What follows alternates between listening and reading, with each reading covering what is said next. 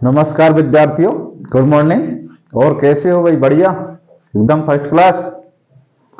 तो देखिएगा मित्रों, हमारा एटॉमिक मॉडल्स पिछली क्लास में आपको पढ़ाया था मैंने।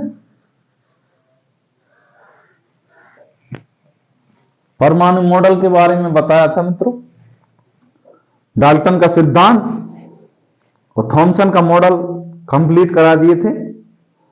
तो देखिए, लगन के साथ जुड़ जाइएगा मित्रों, वीडियो को लास्ट तक देखें और चैनल को सब्सक्राइब कर दें ताकि नोटिफिकेशन आपको सबसे पहले आ जाए मित्रों।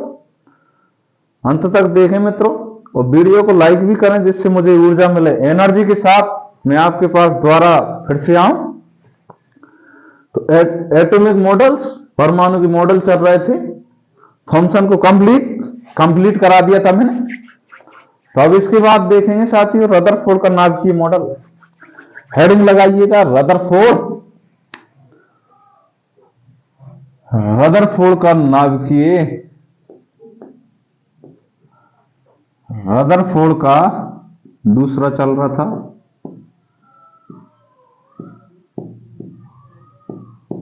रदरफोर्ड का नाभिकीय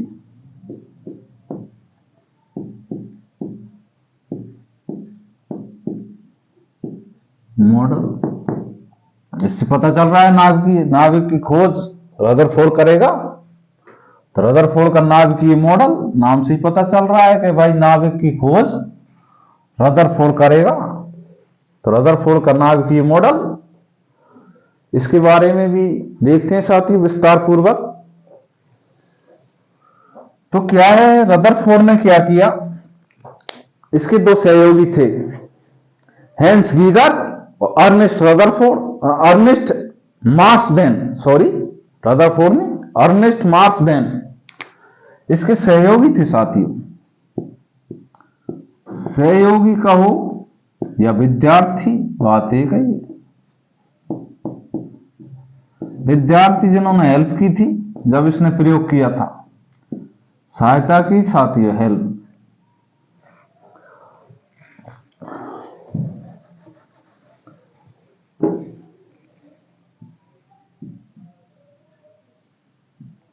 तो हेल्प की थी।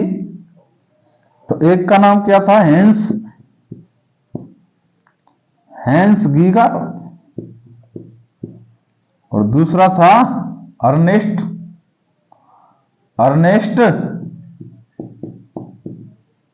मार्सबेन। ये दो साथी थे इसके, हेंस गीगर और अर्नेस्ट मार्सबेन। तो रदरफोर्ड और उसके दो विद्यार्थी हेंस गीगर और अर्नेस्ट मार्सबेन ने एक सोने की पतली पन्नी पर अल्फा कणों की बौछार कराई मित्रों, जिससे कुछ प्रेक्षण प्राप्त हुए। उन्हीं से इसकी रदरफोर्ड मॉडल की व्याख्या होती है। तो उस प्रेक्षण को देखिएगा, प्रयोग कैसे किया था इसके बारे में। लगभग 100 नैनोमीटर की पतली सोने की पन्नी ली थी, ठीक है, उस पर अल्फा कणों की बौछार कराई मित्रों, जिससे उसको पता चला कि इसके प्रेक्षण प्राप्त हुए और ये मॉडल निकल के आया। हेंस गीगर और अर्नेस्ट मार्सबेन ये विद्यार्थी थे, सहयोगी। ठीक है साथियों, तो देखते हैं उस प्रयोग को एक बार ब्लैक बोर्ड पर बनाते हैं। व्हाइट बोर्ड है तो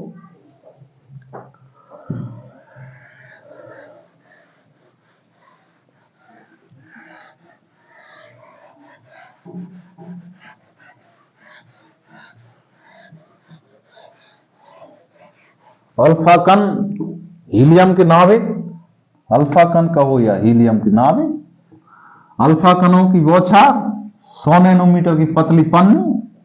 1 नैनोमीटर होता है 10⁻⁹ मीटर के बराबर 1 नैनोमीटर होता है। तो कितनी बारीक, कितनी पन्नी ली थी, बहुत ही पतली थी। तो सोने की पतली पन्नी,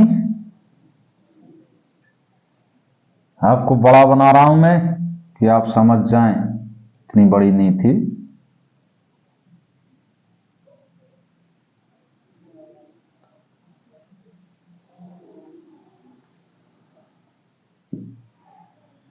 इस सोने की पतली पन्नी, ठीक है साथियों। इस पर अल्फा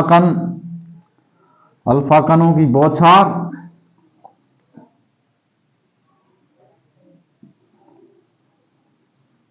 अल्फा कणों की बौछार करवा रहा है रदरफोर्ड। अल्फा कणों की बौछार हो रही है साथियों।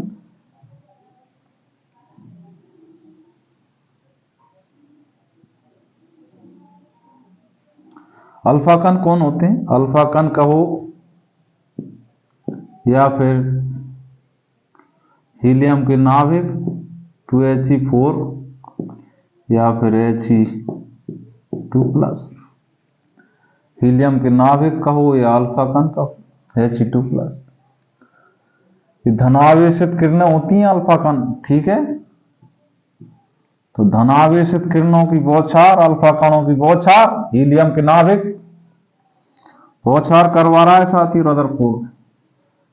इसका विक्षेपण हो रहा है क्योंकि हाँ समान समान से टकरा रहा है, समान समान के पास में होकर गुजर रहा है साथियों। पास में होकर गुजरेगा तो प्रतिकर्षण होगा। अरे खा ले गया मैं, ठीक है। तो समान समान से जब टकराता है तो प्रतिकर्षण होता है। लगभग 20,000 अल्फा कणों में से देखिएगा एक अल्फा कण 180 डिग्री के कोण पर विक्षेपण हो रहा है। ए भाई, लगभग 20,000 में से एक अल्फा कण, देखिएगा इसको लाल से बना देता हूं मैं, दिख जाएगा। तो लाल से ये अल्फा कण टकरा के फट वापस आया। तो लगभग 20,000 अल्फा कणों में साथी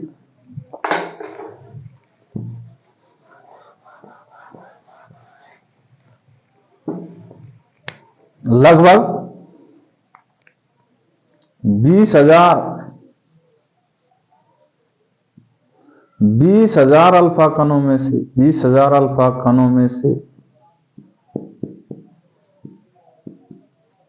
एक अल्फा कण 180 डिग्री के कोण पर विक्षेपण हो रहा है इसका, है।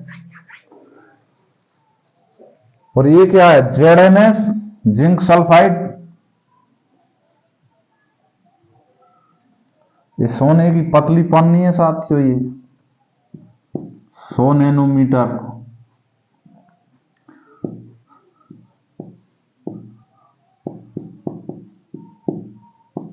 वर्ल्ड फाइल सोने की पतली पन्नी। और ये क्या है साथियों? किस कारण मुड़ी ये किरण? प्रतिकर्षण बल, रिपल्सिव फोर्स, प्रतिकर्षण बल। क्योंकि समान समान से टकराएगा तो प्रतिकर्षण होगा। पॉजिटिव से टकराएगा तो प्रतिकर्षण, और नेगेटिव से टकराएगा तो प्रतिकर्षण। लेकिन पॉजिटिव नेगेटिव से आएगा तो चिपक जाएंगे, चिपक जाते हैं साथियों। आकर्षण होता है पॉजिटिव नेगेटिव में, आपको पता ही होगा। तो प्रतिकर्षण हो रहा है। ZnS का लेप कर दिया क्या कि चमक फ्लैश उत्पन्न हो जाए, स्फुर क्षणी दीप्ति। यहां पर फ्लैश उत्पन्न हो रहा है साथियों, फ्लैश स्फुर क्षणी दीप्ति, क्षणी दीप्ति हिंदी में और फ्लैश बोलते हैं इंग्लिश में। फ्लैश एकदम चमक सी मारेगा, ठीक है साथियों। ZnS पारदर्शी था, इस पर चमक उत्पन्न हो रही थी, स्फुर क्षणी दीप्ति। फ्लैश उत्पन्न हो रहा था। रदरफोर्ड को पता चल गया भाई कैसे फ्लैश उत्पन्न हो रहा है, ये क्या है, प्रतिकर्षण बल के कारण ये विक्षेपण हो रहा है। ये विक्षेपण कुछ डिग्री के कोण पर किरण मुड़ रही है भाई। विद्यार्थियों, किरण विक्षेपण हो रहा है प्रतिकर्षण बल के कारण, लेकिन 20,000 अल्फा कणों में से एक अल्फा कण 180 डिग्री के, लगभग 20,000 अल्फा कणों में से एक अल्फा कण 180 डिग्री के कोण पर वापस लौट गया। जैसे आया वैसे खट उसी दिशा में लौट गया मित्रों। और अधिकांश अल्फा कण निकल गए सीधे सीधे और कुछ का विक्षेपण हो गया। तो इससे आपको पता चल रहा है, क्या पता चल रहा है भाई, हैं? इससे क्या अनुमान लगा सकते हैं आप? रदरफोर्ड ने तो लगा लिया भाई, उसके परीक्षण भी बताएंगे आपको। तो उसने अनुमान लगाया कि अधिकांश अल्फा कण सीधे निकल रहे, सीधे। तो उसने अनुमान लगा, उसने कहा कि भाई परमाणु का अधिकांश भाग खोखला होता है, अधिकांश अल्फा कण सीधे निकल रहे हैं। तो उसने बोला कि परमाणु का अधिकांश भाग तो खोखला है, लेकिन कुछ भाग ऐसा है, लगभग 20,000 अल्फा कणों में से एक कण 180 डिग्री के कोण पर विक्षेपण हो गया। तो उसने कहा कि परमाणु का समस्त धनावेश उस परमाणु के केंद्र में, परमाणु का समस्त धनावेश उस परमाणु के केंद्र में स्थित होता है। ये बात बोली थी, इसी को नाभिक कहते हैं। क्या कहते हैं? नाभिक या परमाणु केंद्रक है। तो समझ में आया होगा साथियों, रदरफोर्ड का प्रकीर्णन प्रयोग है ये।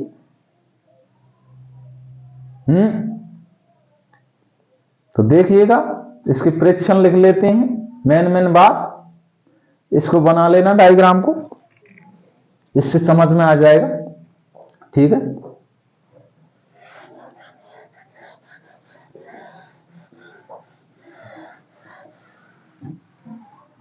सोने की पतली पन्नी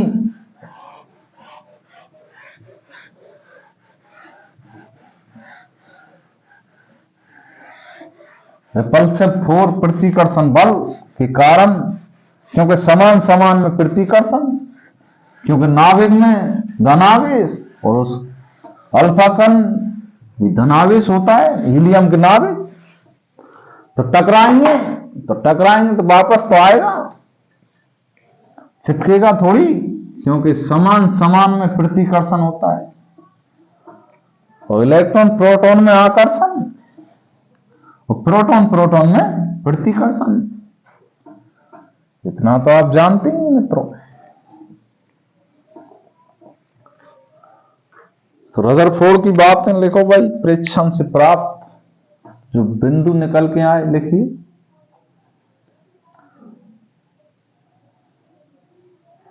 तो इस मॉडल से स्पष्ट होता है, मैं बोल देता हूं, आप लिखिएगा।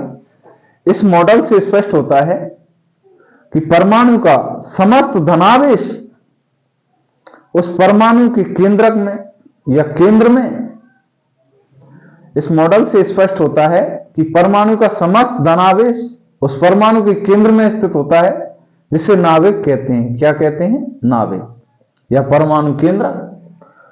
तो साथियों, नाभिक का हो या परमाणु केंद्र, बात एक ही है। तो पहली बात तो यही निकल के आई,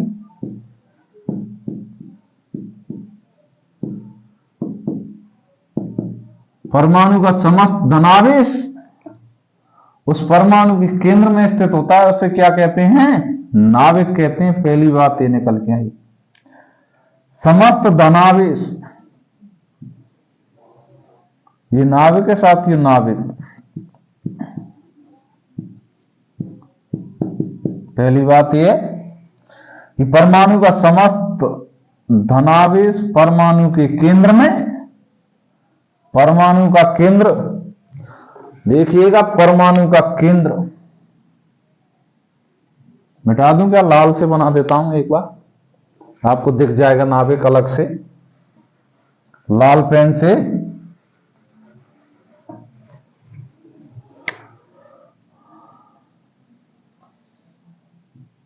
दिख रहा है क्या?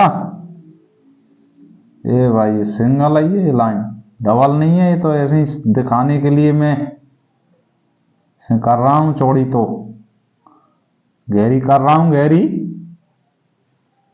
सिंगल लाइन है, ये गहरी कर रहा हूं मैं। इसमें न्यूट्रॉन और प्रोटॉन है। ठीक है, दिख रहा है क्या? तो परमाणु का समस्त धनावेश उस परमाणु के केंद्र में स्थित होता है, उसी को नाभिक कहते हैं। क्या कहते हैं? नाभिक या परमाणु केंद्र।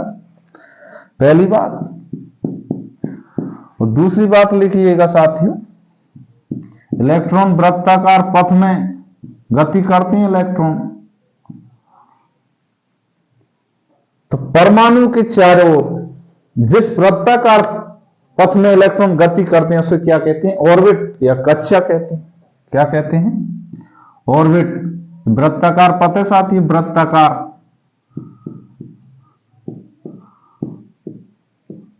पथ, इसमें इलेक्ट्रॉन गमन कर रहे हैं। इलेक्ट्रॉन गमन कर रहे हैं साथियों, तो इस पथ को क्या बोलते हैं? ऑर्बिट या कक्षा। दूसरी बात ये बोली थी रदरफोर्ड ने। तो लिखिएगा दूसरी बात कि परमाणु के चारों ओर जिस वृत्ताकार पथ पर इलेक्ट्रॉन गति करते हैं उसे कक्षा या ऑर्बिट कहते हैं। ये दूसरी बात बोली थी सर। अब तीसरी बात और लिखिएगा। तीसरी बात तो महत्वपूर्ण बात, तीसरी बात ये थी कि नाभिक और इलेक्ट्रॉन के बीच आपस में एक आकर्षण बल होता है। उस आकर्षण बल को स्थिर वैद्युत आकर्षण बल कहते हैं। तो इलेक्ट्रॉन और नाभिक लिखिएगा, इलेक्ट्रॉन और नाभिक, नाभिक आपस में स्थिर वैद्युत आकर्षण बलों द्वारा बंधे रहते हैं। क्या रहते हैं? स्थिर वैद्युत आकर्षण बलों द्वारा बंधे रहते हैं साथियों। नाभिक इलेक्ट्रॉन को अपनी ओर खींच कर रखता है। तो ये बात भी बोली थी उसने कि आकर्षण के विद्युत स्थिर वैद्युत बलों द्वारा बंधे रहते हैं। इलेक्ट्रॉन और नाभिक आपस में, इलेक्ट्रॉन और नाभिक आपस में किससे? आकर्षण के स्थिर विद्युत बलों से बंधे रहते हैं साथी। या ऐसे लिख लीजिएगा, इलेक्ट्रॉन और नाभिक आपस में स्थिर वैद्युत आकर्षण बलों द्वारा बंधे रहते हैं। ठीक, ठीक है मित्रों, समझ में आ रहा होगा। ये परमाणु है, इसका नाभिक है, इसमें न्यूट्रॉन और प्रोटॉन है मित्रों। नाभिक में न्यूट्रॉन और प्रोटॉन होते हैं। प्रोटॉन पर प्लस का चार्ज होता है, न्यूट्रॉन उदासीन कण होता है, आप जानते ही हैं इसके बारे में। तो इलेक्ट्रॉन पर नेगेटिव चार्ज। तो अंतिम बात लिखी, लेकिन मेन बात लिखिएगा कि नाभिक की खोज करता कौन है। यही बात निकल के आती है इसमें से कि भाई नाभिक की खोज किसने करी थी? तो अर्नेस्ट रदरफोर्ड ने करी थी। किसने करी थी? रदरफोर्ड।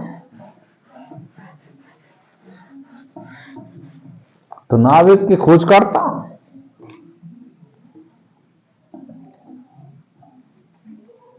लिखिएगा नाभिक की खोज करता।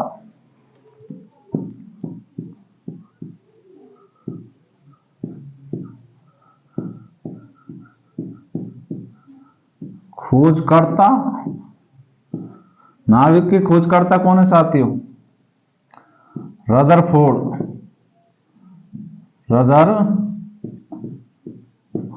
Ernest Rutherford. ठीक है, तो नाभिक के खोजकर्ता या परमाणु केंद्रक या नाभिक खोजकर्ता अर्नेस्ट रदरफोर्ड होंगे साथियों। ठीक है मित्रों, समझ में आ रहा होगा। तो इसकी एक कमी रह गई थी रदरफोर्ड मॉडल की, वो देखिएगा। कमी तो है, कमी तो छोड़कर गए सभी। लास्ट में निकल के आएगा। नील्स बोर उस कमी को पूरा कर देगा साथी। तो क्लार्क और मैक्सवेल, इसकी कमी थी मॉडल की, रदरफोर्ड मॉडल की कमी लिखिएगा। रदरफोर्ड मॉडल की कमी, क्या कमी रह गई थी? तो देखिएगा साथियों, जब क्लार्क और मैक्सवेल का विद्युत चुंबकीय विकिरण सिद्धांत आ गया। उसके अनुसार एक आवेशित कण लगातार गति करता है तो वह लगातार ऊर्जा का उत्सर्जन करता है।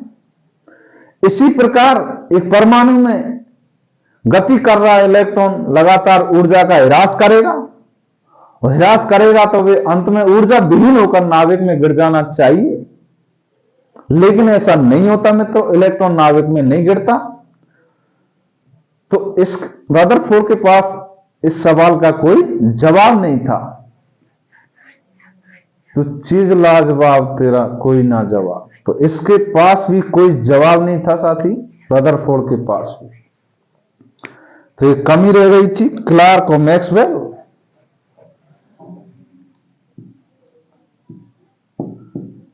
क्लार्क एंड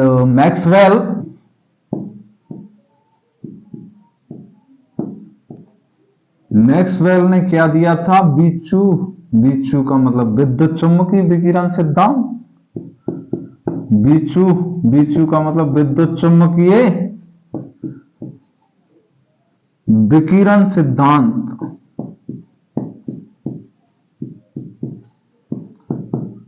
विद्युत चुंबकीय विकिरण सिद्धांत में क्या बोला था साथियों? कोई आवेशित कण है, आवेशित कण अगर लगातार गति करेगा, लगातार गतिमान है भाई, तो वह लगातार ऊर्जा का क्या करता है? ह्रास करता है। तो इसी प्रकार एक परमाणु में इलेक्ट्रॉन भी लगातार ऊर्जा का ह्रास करना चाहिए, क्योंकि वो लगातार गति करता रहता है इलेक्ट्रॉन वृत्ताकार पथों में। तो वह भी ऊर्जा का ह्रास करना चाहिए, अंत में वह ऊर्जा विहीन होकर नाभिक में गिर जाना चाहिए, लेकिन ऐसा नहीं होता है मित्रों। देखिएगा क्या बात बोली थी कि मान लीजिएगा ये परमाणु का नाभिक है, जैसे ही वृत्ताकार कक्ष है तो इलेक्ट्रॉन ऊर्जा विहीन होकर नाभिक में गिर जाना चाहिए। कोई इलेक्ट्रॉन ऐसे वृत्ताकार पथ में गति कर रहा है, हाँ भाई इधर आ गया, ऐसे आ गया और यहां पर आ गया, तो अंत में वह ऊर्जा विहीन होकर कहां गिर जाना चाहिए? नाभिक में गिर जाना चाहिए, लेकिन ऐसा नहीं होता है। इस कमी को पूरा नील्स बोर करेंगे साथियों। नील्स बोर की अवधारणा पढ़ेंगे, फर्स्ट, सेकंड, थर्ड और फोर्थ। जब समझेंगे कि कौन कौन से बल हैं जिसके कारण अपकेंद्रीय और अवकेंद्रीय बल, एक इधर लगा रहा है उतना ही इधर लगा रहा है इलेक्ट्रॉन पर, एक इधर खींच कर रख रहा है, एक इधर खींच कर रखना है इलेक्ट्रॉन को, अपकेंद्रीय और अवकेंद्रीय बल। तो वो नील्स बोर की उसमें देखेंगे आप धारणा में साथी। तो इसकी कमी है ये रदरफोर्ड मॉडल की। क्लार्क और मैक्सवेल की विद्युत चुंबकीय विकिरण सिद्धांत के अनुसार जब कोई आवेशित कण लगातार गतिमान रहता है, लगातार गति करता है, तो वह ऊर्जा का लगातार उत्सर्जन करता है। इसी प्रकार एक परमाणु में जो इलेक्ट्रॉन गति करता है, लगातार गति करेगा, तो वह ऊर्जा का उत्सर्जन भी होना चाहिए, ऊर्जा का ह्रास होना चाहिए, और अंत में वह ऊर्जा विहीन होकर नाभिक में गिर जाना चाहिए, लेकिन ऐसा नहीं होता है। इसके पास जवाब नहीं था रदरफोर्ड के, भाई क्यों नहीं होता है। तो इस कमी को हम पूरा करेंगे अगले मॉडल्स में, तो नील्स बोर का आएगा उसमें साथियों। तो आपकी समझ में आया होगा। वीडियो को लाइक करें, शेयर करें मित्रों, चैनल को सब्सक्राइब जरूर करें। धन्यवाद मित्रों, वीडियो को लास्ट तक देखने का आपका शुक्रिया। जय हिंद और जय भारत। तो एंजॉय के साथ पढ़िएगा साथियों, क्योंकि जो मजा एंजॉय के साथ पढ़ने में है, वो किसी में नहीं है साथी। किताबों से मोहब्बत कर लो, केमिस्ट्री से मोहब्बत हम करा देंगे, ठीक है। और सफलता आपके पास होगी। तो समझ में आया होगा। धन्यवाद साथी।